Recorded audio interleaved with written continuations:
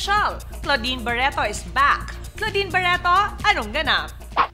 Eksklusibong na interview ng Anong Ganap si Claudine Barreto nang bumisita ito sa Viva Head Office.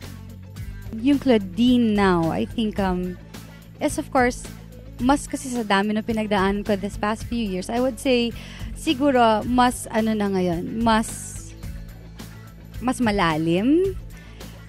At pagdating naman siguro sa pag-arte, mas marami akong huhugutan sa dami ng pinagdaanan ko this past few years. Ilan sa mga dapat abangan kay Claudine ay ang mga naglalakihan niyang projects na naka-line up this year.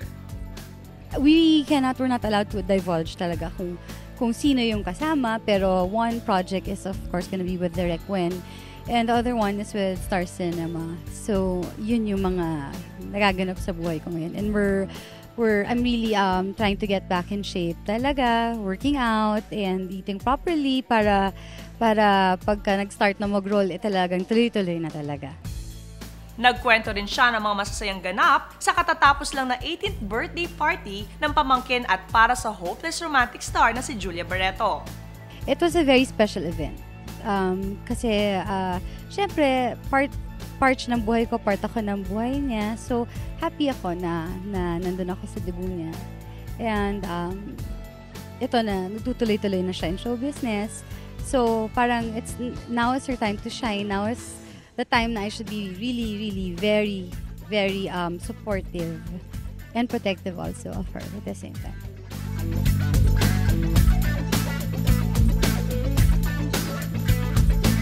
Sa lahat ho ng Claudinians, maraming hong magaganap in the next months to come. So, maraming salamat po sa lahat ng suporta ninyo, sa lahat ng prayers ninyo, sa lahat po nung pagmamahal at support ang ibinibigay niyo po sa akin.